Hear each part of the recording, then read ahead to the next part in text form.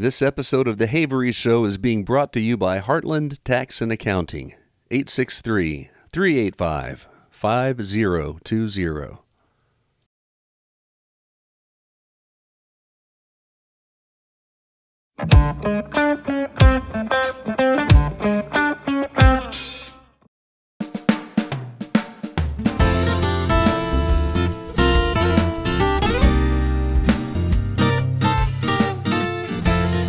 With us today on The Havery Show, we have a lifelong friend of the family, lifelong personal friend of mine, one of the most really influential families of Sebring. They go back generations, widely known, extremely loved, and we have one representative today. Mark Gose is with us on The Havery Show today. Mark, welcome aboard. Thank you. It's good to have you. Good to be here. So, you told me an interesting story the other day. Now, maybe we'll get to that story, but the reason I'm bringing it up is because you have a rich history. Your family has a rich history in Sebring. Tell me some about your family history here. Well, my family on the Gose side, they are from Alliance, Ohio area. Alliance, Sebring, Ohio, Salem, Ohio, East Palestine. And that's, of course, where George Sebring was from, because he founded Sebring, Ohio, before he came down to Florida and founded Sebring, Florida. And my granddad, Art Gose, and Payne Sebring, which was George Sebring's son, were big buddies. And they had fine china shops in East Palestine. East Palestine back in the day was a big pottery place. And so when George got down here, my grandma told me this story a long time ago, but George called Payne and told Payne to get to Florida and plant orange trees because orange juice was the future of the world. And so apparently my grandfather followed him down here and planted orange groves. And that's how the Gose family got to Sebring, Florida. Well, they were right, because Florida, citrus was king. Mm-hmm. Yep. Until really just recently. Yeah, last several years. Oh, yeah. I have a theory on that. What's that? I don't know. This might get me killed. I don't know. I have a theory. I've never really mentioned this. I might have mentioned it to one person. And here I am about to mention it to everybody. But I have a theory that back around the time of Disney, when Disney started buying up all the land in Orlando, that it was at that time that the Grovers knew that it's going to be tourism. It's not going to be citrus anymore. And they needed to find another way. And I think that they knew that it was going to be tourism and real estate. Now, this is where it gets kind of off the rails. But sometimes I wonder if those citrus kings didn't get together and say, we need to have a reason to get out of citrus, not just to get out of citrus. So I wonder about canker back in the 80s, if that was, if not introduced, allowed to happen, and then greening more recently, so that there would be a reason to get rid of that land, but also line some pockets of some citrus pharmaceuticals in the labs and everything else. Everybody makes money on this thing. We're going to run it for, another 10, 15, 20 years, and then we're out. That's it's not far-fetched, actually. I don't know, but they're getting out. Alico just announced that they're out, and I think they were supplier like 30% to Tropicana. Yeah. And they just can't make it work anymore. Yeah. So I feel sorry for them. They're struggling bad. I do too. One of the saddest days was when I was managing the Circle Theater, and the Crutchfields had their auction. And Higginbotham Auctions came and auctioned off their property. Yep. And to watch a legacy company like that basically be dismantled and sold off to Chinese and Pakistani and Indian buyers. I was there. I was watching who was bidding, and I was watching who was bidding online. And that's pretty much where it went to, a lot of it anyway, the bulk of it, I would say. Yep. Yeah, that's sad. Yeah. Harshman's, and when they had their auction, that was kind of a sad day. Withers and Harshman was iconic. Yeah, they were. And Con Groves, of course, and Crutchfield Groves. I think those were Those were the big three in Highlands County. Up in Frostproof, you had Ben Hill Griffin. I don't know that he stretched that much down into Highlands, did he? Yeah, he's he's got a big presence here. And then Cruz was, his family was big. Okay. Yes. What did they go by? Cruz Groves. Cruz Groves. Cruz, Yeah. yeah. Yep, that was back in the day. It sure was. Things have changed a little bit. You think? Just a little bit. Just a little bit. You're a driving force behind a lot of that change downtown. Not just me. Well, I know it's not. It's your team, but still, you're part of that team. Yeah, we have my wife, of course, is my partner, and then Bob and Tiffany Kadzow that own Faded Beer Garden and Bistro, and they own the Montsirk Wine Bar. They're our partners in the Roanoke Hotel building, and the Roanoke Hotel is back in 1917. I haven't been able to figure out the story how this guy moved from South Carolina to Sebring and built a hotel and then called it Roanoke because he came from Roanoke, South Carolina. Okay. And that's all I know. And I really wish I could get the connection. You know, how did he know George Sebring, and how did he get here? And I've tore up the Historical Society back when we first started, and it was I can't find a story about that. But that's okay. We know where it came from, and so we turned that back into a hotel. It wasn't a hotel for many years, Right. and it was vacant for a long time, probably since Gene Brenner kind of got out, passed and let everything go. But anyway, we got our partners, Bob and Tiffany, were sitting on the patio, and then Bob's brother Bill and his wife Jackie are partners with us in the actual real estate. Got it. And then Bob and Tiffany and me and Brandy are partners in the hotel and the restaurants and all that stuff, Okay. dessert room and everything.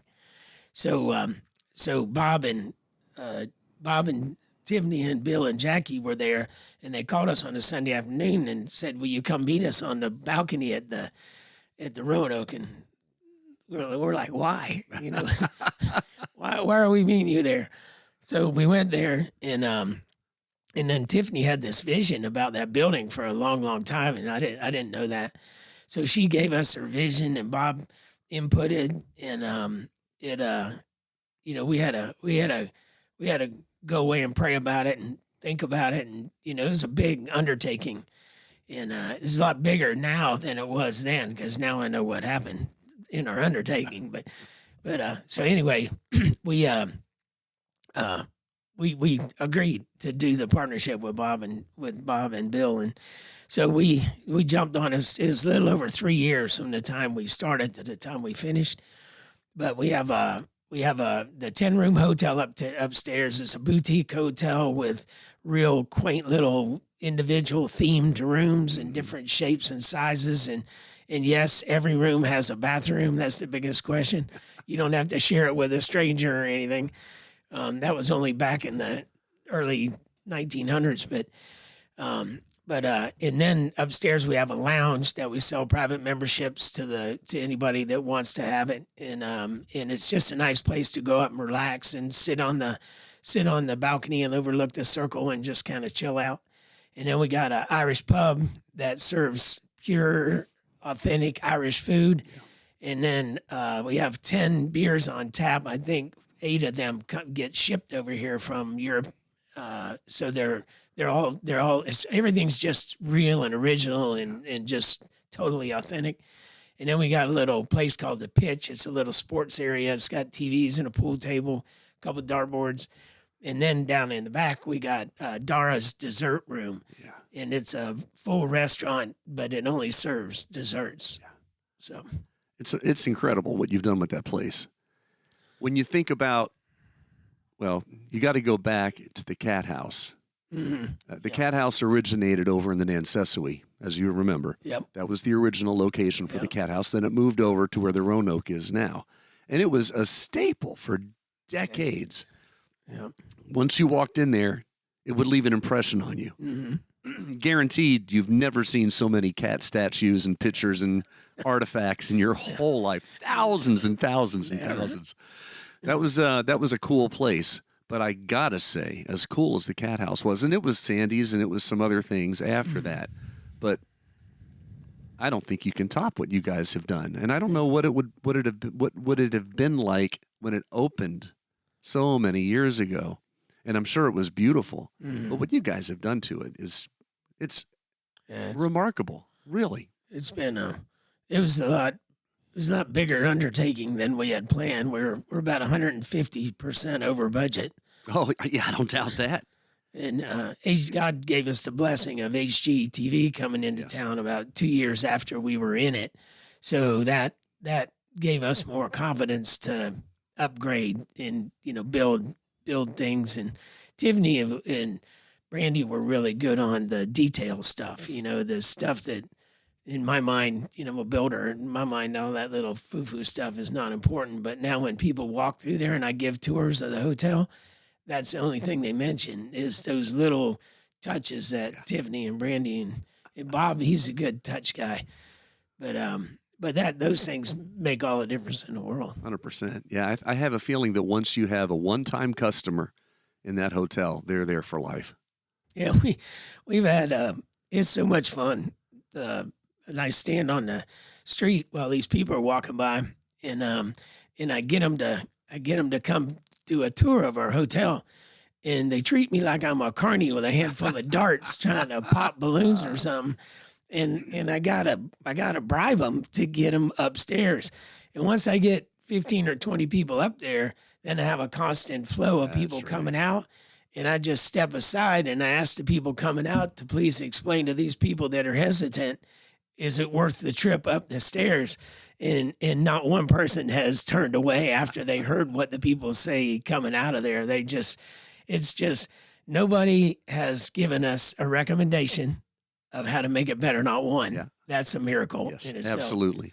And then number two, not one person has had a criticism about our lounge. Our lounge is like a 1920s lounge, and then all the rooms, we restored them back to the old times. But we got a flat screen TV in there, so it's kind of hard. We brought modern together with bringing back 1917. It's the right blend too. Yeah. The flat screen TVs don't look out of place because everything else is set up and situated so perfectly. Yeah, it's really wonderful. Yeah, and if you have not been to the Roanoke yet, if you've not been to Gavigan's, if you haven't been there, you gotta go. What are you waiting for? You're missing out on this big time. Seriously. This episode of the Havery Show is being brought to you by Heartland Tax and Accounting. 863-385-5020. Let's go back to your, because I got sidetracked on King Citrus, and then that led us all around the mulberry bush. I want to go back to your family. And did you know also, by the way, Sebring, Florida, and Sebring, Ohio, they get all the press. Did you know there's a Sebring, New York? I did not. I pass it every summer when I go to and from Watkins Glen. What? Yeah. Yeah. Is it right next to Lake Placid, New York? No. Not even close. No, it's closer to Pennsylvania. And I would say size-wise, it would be even smaller than Loretta. Oh, wow. And you would just not even know that it was a town if it didn't have a sign on it. But they're right on the interstate, Sebring, next exit. So, of course, I went through. Yeah, it took me about 10 seconds, but it's nobody ever mentions that one. Wow, but back to your family. I didn't know that. Yeah. That's cool.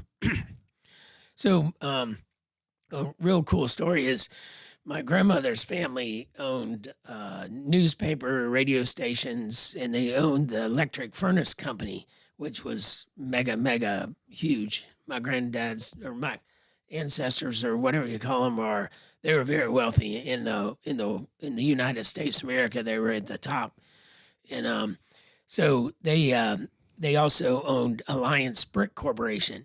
So George Sebring, living having Sebring, Ohio, next to Alliance Brick Corporation, he used my grandmother's family's bricks and my granddad's family's bricks to build the buildings he built in Sebring, Ohio. Well, when he came to Sebring, Florida, he had he needed brick. Yeah. And all the buildings our building is built with a 17-inch thick sand brick wall that they made out of sugar sand. Yes. Miles Baker's father made the sand bricks out of sugar sand, and Yes. that's what they built a lot of buildings downtown with. But decorative bricks like Get Fish Slapped Mm-hmm. and the CRA office, those facade bricks are from my grandparents' brickyard in Alliance, Ohio. I'll be darned. When I had my office for a long time in Charlie Cullens and Tammy Cullens' building, the red brick building where there was a dentist office in there. Andy Jackson. Yes. Was Oh, yeah, here, sure. right next door to Doctor the dentist. Anyway, so It's on the tip of my tongue. It'll hit me in a yeah, second. me too. So Delton Lynch. There you go. My grandma walked in my office one day, and she was a whopping 4'11". That's where I get my height. But she looked at the brick and she said PT 1436, and I looked at her and I said, "What is that?" And she said, "That's the code of that brick. That fireplace kit came out of your grandfather's brickyard." And I was like, "What?" And so then I researched, and Dan Andrews has two of my grandparents' family's fireplace kits in his house. The one, it was his parents' house on the lake, but they moved it across the street on Lakeview Drive. I don't know if you know that. The house Dan lives, they moved that house across the street. Well, which one is Dan's house? It's a big bungalow. It's Judge Kelly's. Judge Kelly's house. So yeah, it was over by Charlotte Heston. Over Yes. Yeah. I know exactly where you mean. And they moved it where it is now. Yes. And so that was fireplace on both sides. And then we have a hotel room that's called Ridgewood Forest. And when I walked in there, my granddad's fireplace kit was in the corner. And That's a beautiful room. Yeah, it's my favorite. Well, of course, it's my favorite room. Yeah. It was my favorite room before until I figured out that was his brick. But yeah, it's just really, really cool, you know. And one story was the Gustats, Paul Gustat, sure. his dad. They built two houses on Lakeview Drive, and the Bobet's house is sitting on one lot, and my grandparents' house was sitting on the other lot. I'll be darned. And they bought it from the Gustats. Mm-hmm. And my granddad, when he bought that, I think they could count 6 lights around Lake Jackson at nighttime. They'd look out over Lake Jackson, and there was only 6 lights that they could see at nighttime. Could you imagine the starscape and Oh my gosh, and the darkness back boy. then? I shudder at the thought. It had to be. Oh my gosh, because you got to go out in the middle of the lake and lay in your boat to get away from the light. But now you could have seen. Oh my gosh, I can't even imagine. Yeah. And then when the Indians lived along the lake shore, Yeah. that had to be way more spectacular. Oh yeah. Alliance brick. Now I've seen that, and it might have just been in one of the buildings, but our roads used to be brick roads. Were those Alliance bricks? That's a really good question. Because I think I've seen a brick that most of them are face Sand. down, but I think and I could be crazy, but if you get back on Wall Street still has the original bricks. Yeah. I wonder if you pried one of those loose and flipped it around, if it'd be stamped. Well, whoever hears this is not going to know that I went today, and I'm going to take a break out. So if I go to jail for tearing up a city property, you're going to have to come get me out. Do it in the cloak of darkness. Yeah, I'll figure it out. Nobody needs to know. No, that's a good thought. I never thought of that. Because you're right, the sand bricks were everywhere. My house is built on a foundation of sand bricks. Mm-hmm. And brother, you better pay attention to them because they will erode. Yes, they will. And if you're not careful, you're going to lose your foundation. I mean, they're made from sand. Exactly. You know? Yeah, I don't know what their binder was. Do you? Neither. I don't know. Probably horse glue or something like that. Who knows? They put horsehair in the plaster back then Yeah. to give it strength. You never know. Yeah. As a construction man, when you look at some of these old houses, like my house, the Ferguson house, you know which one it is, right? They built those things on site. And as you know, you couldn't go to Home Depot or Lowe's and buy windows. No. You couldn't call Anderson Windows and have them bring a truckload of windows. The carpenters had to know how to build not just frame windows, but how to build windows. Yep.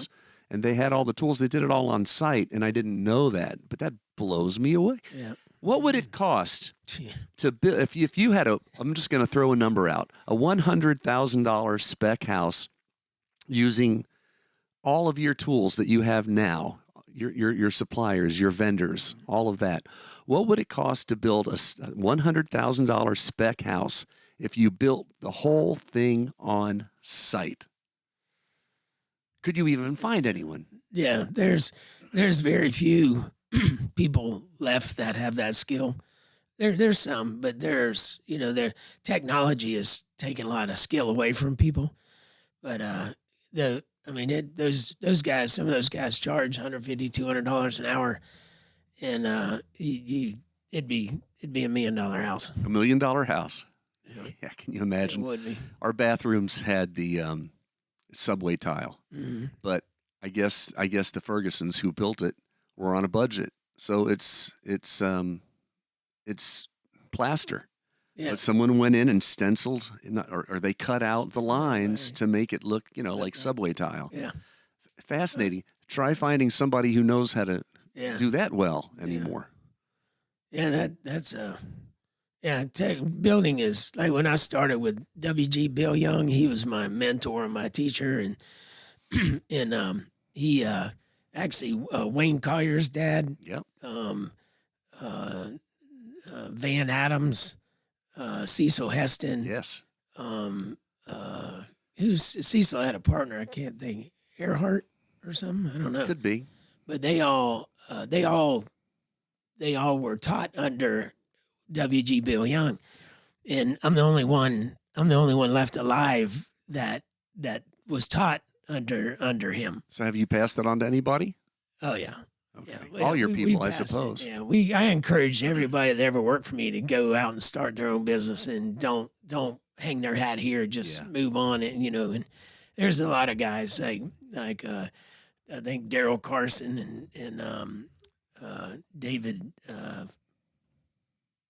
Davis, and there's like six people that have worked for me that have Tyler Baker that have gone to be general contractors. Yeah. And that makes me feel good. Well, it's got to. It's just really cool feeling. Yeah, it really is. But back in the day, we didn't have plywood. Right. In no. the early 80s, we had 1x12. That's right. And we had to put 1x12s on, and that's like 10 times more nails. And if you had a knot in the board, you couldn't use the board because you stepped on the knot, you'd go right through. That's right. And then the subfloors were. We were pouring a lot of concrete then, but we still did a lot of wood houses, and we'd have to do the subfloor. Put the floor joists in, do a 45-degree angle on the subfloor, and then put the felt paper down, and then put the tongue and groove pine flooring. Yes, and all that is gone. Could you even find Hart pine, Dade County pine anymore? Is it even? Yeah. You can still get it? No, you can still get it. Okay, you can still get it in Williford flooring. He's refinished everything that gets refinished. He's the one that did it. Ours too. Yeah, fantastic job. Yeah, they look like brand new when they're done with them. They are really, really, really good. This episode of the Havery Show is being brought to you by Heartland Tax and Accounting. 863-385-5020. We're remodeling a 113 Circle Drive right now upstairs, and we peeled all this flooring off, and it's all just beautiful oak. It's or hardwood pine. Some of it's oak, and some of it's pine. So that's exciting because they're going to restore that completely. To what building is that? It's Cliff and Suzette Roads. Oh sure. Oh yeah. And it's Wyman or something like that. Okay. It was the Wyman building or something. Yep. Cliff's got all that, and we're going to put a sign on the front that says, the original building name and owner and stuff. So that's going to be cool. But the whole second floor of his building is going to be one big Airbnb 3 bedrooms with a game room and a living room looking out over the circle, Wow. and it's going to be a really cool Airbnb. Yeah, for sure. And families can come stay there, and it's a 10-minute walk to get to the beach on Lake Jackson. They can swim and fish and play in water, and it's a cool location for a family Airbnb. Oh, no doubt. So Yeah, downtown Sebring is the place to be. it is. Let me say that again. Downtown Sebring is the place to be. Circle Theater had some parquet floor upstairs. Now, I don't know, there was a resurgence of that in the 80s of the parquet. And I don't know if this was 80s stuff, if John Spiegel maybe redid some stuff. Yeah. I never got a good enough look at it. But I've always wondered if it was, possibly original. Original, to it it, could be. Because they did some unbelievable things with floors Yeah. 100 years ago. Yeah. Our house, Dawn and I got our house in 1993, and it was built in 1926. So she'll be 100 years old next year. And I've got pictures of it being built. A man named Max Kennedy was the builder. Cool. So probably 25 years ago, I would guess around there. Dawn and I were coming home from church. Kids were already in the house. We were getting out of the car, and this car pulled up real slow up alongside the house. Now, a lot of people stop and take pictures of our house. It's a pretty house. Yeah. It's historic. But this car came in and came to a stop, and there are these 3 ladies in there, older ladies. And this one lady said, "Excuse me, we're looking for this house. We think this might be it." And she had a black and white picture of our house. It was her grandfather who had built the house. Wow. And to make a long story short, we became friends with them, and they gave us all kinds of pictures. This one picture shows the house, our house, being finished up in 1926. One of the tubs hadn't even been installed yet. It was sitting in the front yard. Wow. But here's what's cool. 1926, it had solar panels, and it had the water heater in the attic. And the solar panels were to heat the water, which was in the attic.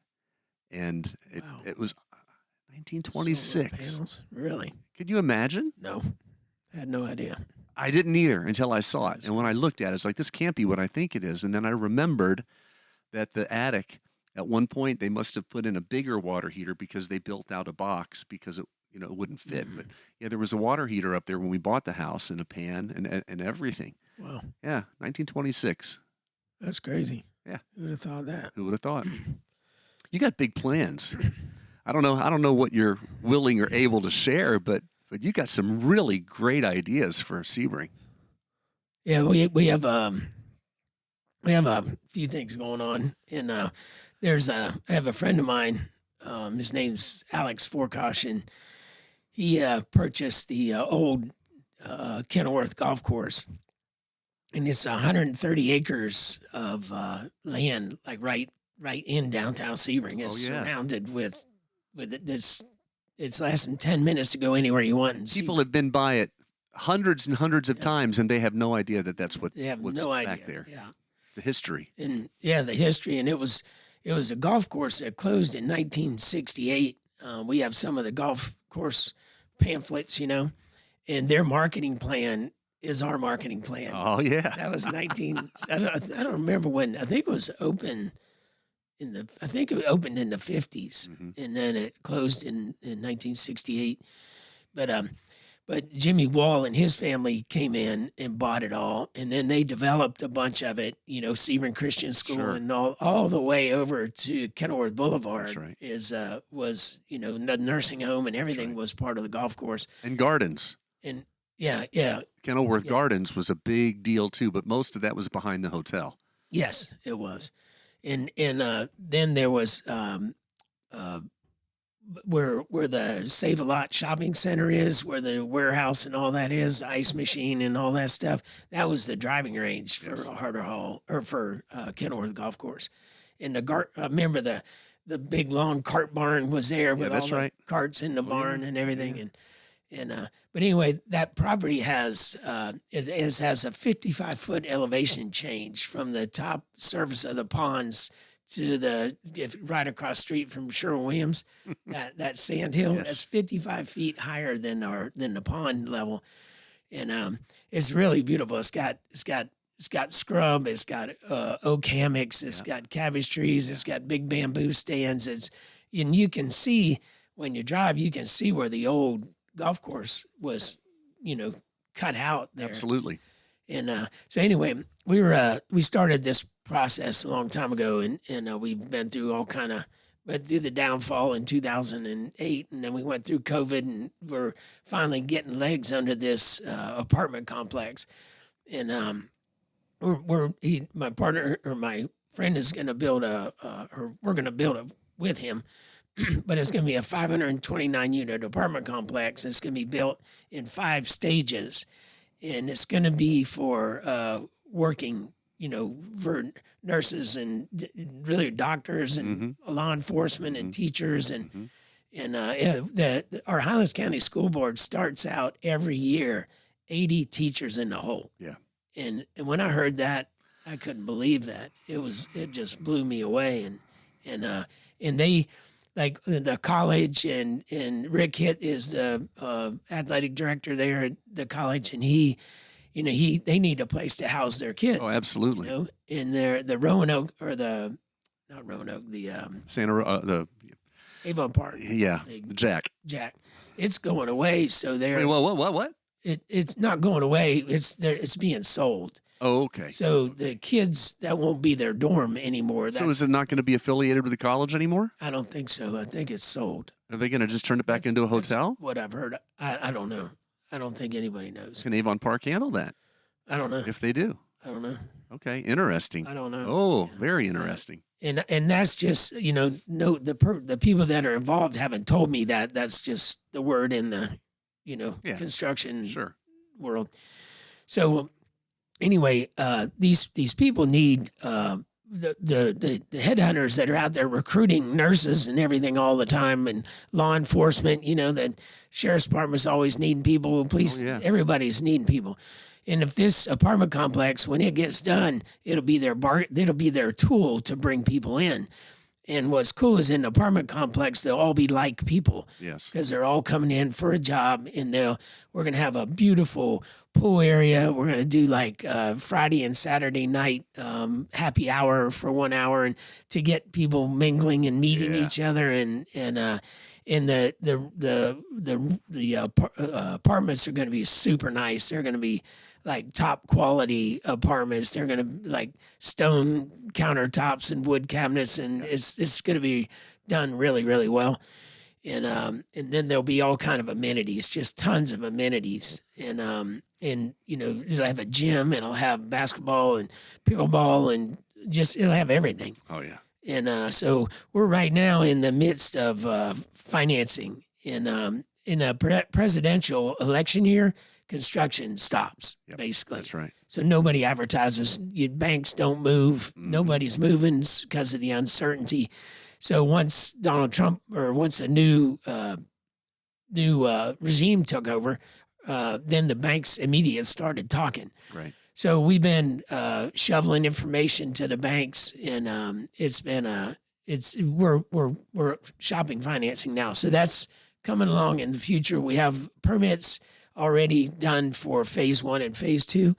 They're at the building department right now, ready to pick up. And then I probably don't need to mention another one. Anyway, we got another big event going on down there in that 130 acres that it's public knowledge, but I'd rather leave it for now. That's fine. Catch up later, maybe. Yeah. I think it's fantastic. I saw you showed me the plans, and I'm blown away by them. Yeah. I wonder about infrastructure. I wonder about, traffic. I wonder about sometimes getting to and from the high school on the parkway. Is tricky with the roundabout and everything. So you're going to have some engineering challenges, but I know that you'll be up to it, and I know the city will benefit from this.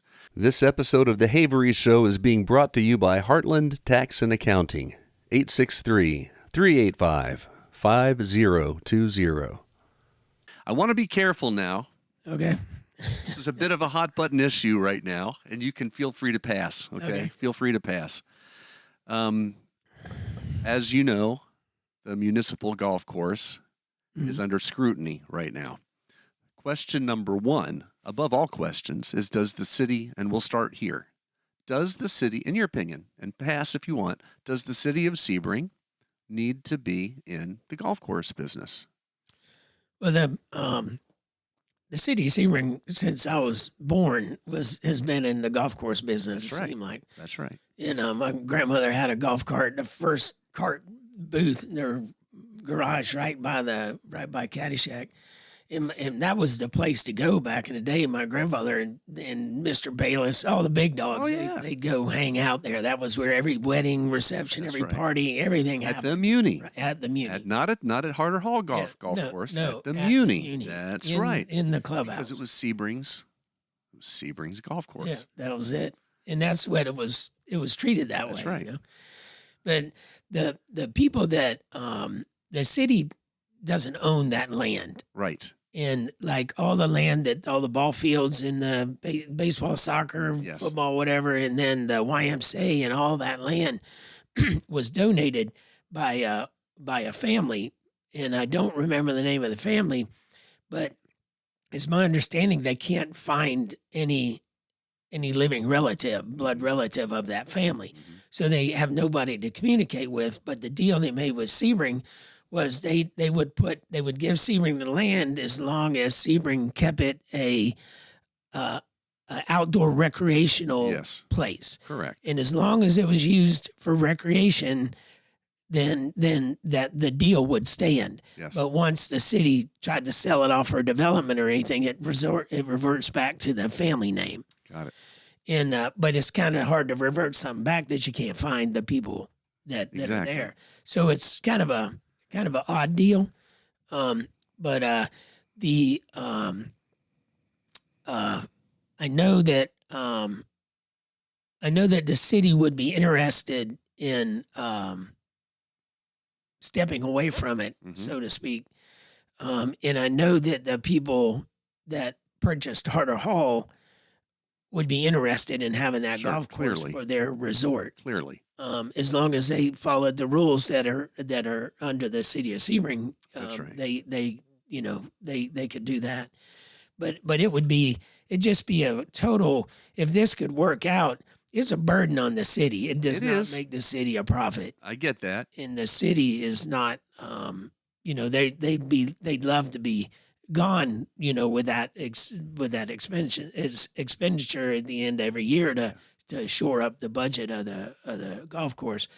But if they and they just did a lot of work on it. Fred Tucker took over that place. Yeah, it's looking fantastic. It's looking really. He's done a really, really good job. Absolutely. And so it would be cool if the Sebring Muni could be part of Harder Hall, but it'd be open to the public. Of course, it'd have to be based on the agreement that's in place. Yes. So Harder Hall would claim it as their resort golf course, but it would still be open to everybody else. Yeah.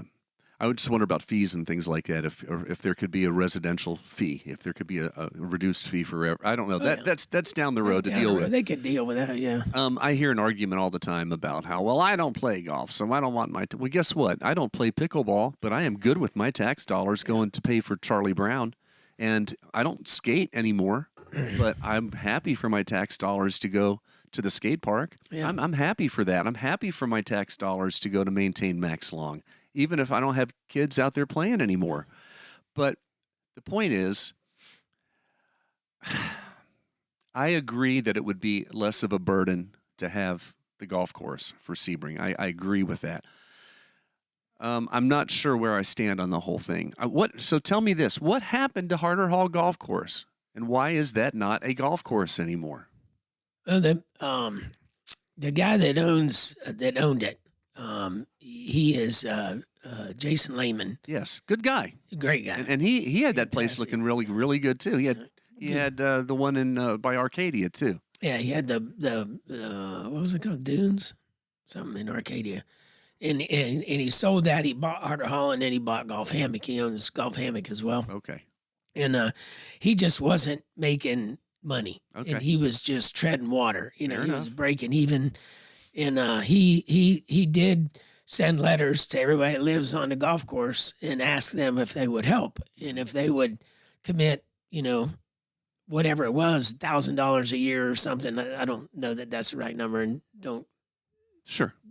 you people that hear this, don't say I said it wrong because I'm not behind it. But it was something, and there was probably maybe 20% of the people kind of bought into it and committed to it, and so it wasn't enough for him to.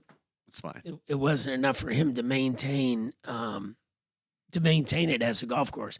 So we talked about building houses on it. We talked about this and that, and then we talked about what if we just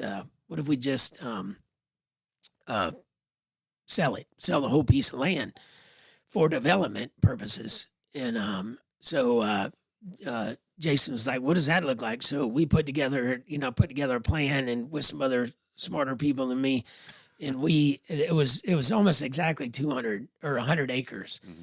And we split it down the middle. It ended up being like 52 and 48 or something acres. And we sold both properties off separately and made the owner quite a bit of money. And then the golf course is weird because there's a line through the golf course, and the county owned one side and the city owned the other, which made it incredibly difficult. So we annexed the county side into the city. Okay, so that is all city now. So it's all city now, yeah. And it had to be, because if you were going to do development, the city requires you to have to be in the city limits to get all their water and sewer services. Right. So if it's adjacent to them, which it was. Mm-hmm. So the development is going to be on the Medina Way side, which will be the southwest side. That will be it's already drawn and designed. I think it'd be 188 houses, and it's going to have a little rec hall and a pool. But the houses are going to match what's behind Harder Hall. Yes, like it's gonna be a nice little fit right there. It's just going to be an extension of Lake Haven Estates, basically. And then the front is not developed yet. There's some real conceptual drawings, but real conceptual, not anything planned as of yet. So this episode of the Havery Show is being brought to you by Heartland Tax and Accounting, 863-385-5020. So along those lines, has any development started yet on the golf course? The old the Harder Hall golf course. I haven't been out there in a while, but no. Okay. Not that I know. So here's my question. So first of all, it's the whole idea of having two golf courses across the street from each other competing is like Lowe's and Home Depot and Walgreens and CVS. Yeah. That's got to be tough because you're splitting your customer base. I want the Blackmans to have their golf course. I do. Yeah. I think it would be a great jewel in their crown to have a really pro-level golf course with their beautiful Harder Hall that they're restoring in all the right ways, from what I understand. At the same time, there was an interesting meeting for the TDC yesterday, and talk of a sports complex possibly going where the Muni is now. You aware of that? Really? Yeah. No. Softball fields, lacrosse fields, full recreation. I'm curious to know if the Blackmans could reacquire the old golf course and do everything they wanted to do with it, and maybe get some subsidies to make the Harder Hall golf course really the Harder Hall golf course again, and then free up the Muni space for this rec. I wouldn't even call it a complex, a rec complex. That's tricky because there's so many people who are diehard Muni folks, the ones who've been here their whole lives. They don't want it to be anything but a golf course. I'm wondering if there's a way to have your cake and eat it too. Can we have a golf course, and can we have a rec center or a rec complex? And there's no way that they could get the golf course back unless they just had really, really crazy money, just because the guys that own it have sunk money into it, and they're getting ready to do stuff. And so that ship has sailed. They're not gonna sell. Fair enough. Fair enough. Yeah, that's that. And we've that's been a challenge of for a while, and I was fortunate enough to be the real estate agent that negotiated the sale of Harder Hall. So when I was in the middle of the sale of Harder Hall, then I went. I knew they needed a golf course, so I went and talked to the city and plugged that in as a potential, potential Gotcha. thing to do. Yeah. But I think last I heard, they were going to put all those flat fields out on 15 acres by the ball fields off of Sheriff's Tower Road. Yes. Yes. And that they were buying that land for $15,000 an acre, which is totally fair. Yeah. And it was 15 acres, I think. Okay. But it would be a massive destruction of a perfectly good golf course, which would really not make any sense to me. I see that too. At all. I also heard that they were talking about removing some of the existing softball fields out at Max Long and replacing them with multi-purpose fields or something like that. And I don't know if that's gospel truth or not. It's really tricky. I want Harrison, of course, my son. Yep. Harrison's philosophy on everything and what he is constantly looking for is a situation where everybody wins. And I think that's what we all want. Yep. We all want Blackmans to get their golf course, but we also want the city to get what's fair and reasonable. I'm not a numbers guy. I'm not in construction. I'm just a private citizen looking in on it. And if we're going to not be in the golf course business anymore, that's fine. But can we find fair market value? Is there any reason that we can't say, yeah, we're going to not be in the golf course business anymore? It's for sale. Can we do that if it's going to be for recreational purposes? Yeah. Or are we bound not to? Yeah, it can't be sold. Okay. Because if the city sold it to ABC Development, and ABC Development developed it, and then all of a sudden one of the family members pops up, they own that development. Right. Okay. Yes. Okay. So it cannot be sold. The city of Sebring cannot sell the golf course. Period. Okay. So basically, we would be looking for another caretaker for the property. Right. So if the Blackmans were to become the caretakers, they wouldn't be owning it. They would not either. They would become the new caretakers. Yes. Now, see, that was not clear to me. Yeah, they'd be totally under the contract when the people gave the land to the city or loaned it, or they didn't give it to them, they loaned it to them, and they have to follow that. They have to follow that. Whoever takes over that golf course has to maintain it as a golf course, and if they don't, then it'll go away. Does it have to be a golf course, or is it just recreational? We'd have to look at the documents. I don't know if it specifically calls out a golf course or just outdoor recreation is the main. Okay, all right. So that if that's the case, the city doesn't own it outright. They're the caretakers of the property. We're losing $500,000 a year, roughly, between $200,000 and $400,000 a year on maintenance and care. If that could be shifted over, and the Blackmans could do it better or find a better way to do it, I would like to see Fred retain his position and have his staff retain their position. If there's a way to work that in, I would like for the people that are taking care of Caddyshack and have been for 18 years or something like that. Fantastic job. Great job. I would like for them to be able to, continue. Is there a way? I know you're not a lawyer, but you're a smart guy. Is there a way to transfer this under these conditions? Yeah. It's going to take some lawyers finagling, but yeah, it's totally doable. So that'd be on Bob. Bob's going to have to be the guy that Bob will tiptoes through all these tulips. He'll have to figure that one out. But I met with Bob and Scott, and and back then, golly, I don't know how long, a couple of years, 4 years ago, they had the city was like $150,000 a year that they were adding to it. So I mean, everything went up in price, so that doesn't surprise me.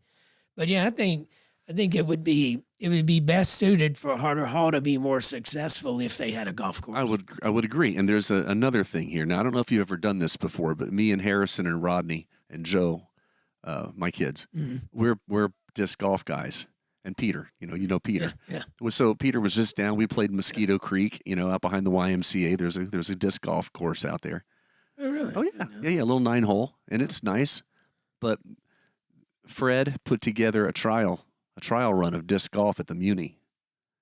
Holy moly, first-rate disc golf, right alongside the golfers. They don't interfere with each other. They don't compete with space. Wow. Cool. Fred got some guys out there that knew what they were doing. They lined up disc golf. They even had a tournament out there. Wow. Last year, the year before, they had a tournament out there. Disc golf, in my opinion, has to be part of the equation because you're going to be bringing in a whole different demographic of people that need a place to stay, that are going to eat in restaurants, and if the Blackmans end up owning that, if they would incorporate disc golf into it, they would be doing a really good thing for the community too. Disc golf tournaments draw people from all over the country. It's a big deal. Yeah, I didn't realize. Do you know about disc golf? I do not. It's like golf, but you play with it. It's like a frisbee, but it's a little bit heavier. And there's a basket. There's a basket, and you got to throw it into the basket. And you have par. You have handicaps. Everything. Very, very cool. And I think it would be lucrative. And I don't think I know for a fact it would help offset the cost of the golf course to have that added in there. And I know it can be done because they've already done it. Yeah. It's cool. It's cool. Really cool. You know what? This is crazy because we've been talking already for an hour, and we haven't even started talking about old Sebring and teachers and places. So would you come back and let's do a part 2 of this? Yeah, heck yeah. Yeah, this is great. This is tons of fun. This went in a whole different direction that I really wasn't anticipating at all. No, that's good. There's still I got a lot I want to talk to you about. Okay. And I try to keep these podcasts around an hour so that people don't get podcast anxiety having to listen too long. Listen to us. So you'll come back and we'll do it again? Absolutely. All right, yes, so my good friend Mark Gose, wow, lifelong Sebring resident, great guy. I appreciate you and your brothers, your family, your sister Meg. Meg, yep. She was a senior when I was a freshman. Yep. There's my mom. My mom named us Matthew, Mark, Meg, and John. So Meg screwed up the whole thing. Just let everybody know that. On that note, I love you, man. Thanks for coming. Too, this is great. This is great. All right, we need to put it on the calendar. All right, let's do it. All right, I'm going to do it right now. Okay. Maybe next Friday. I don't know. What do you think? I'm in.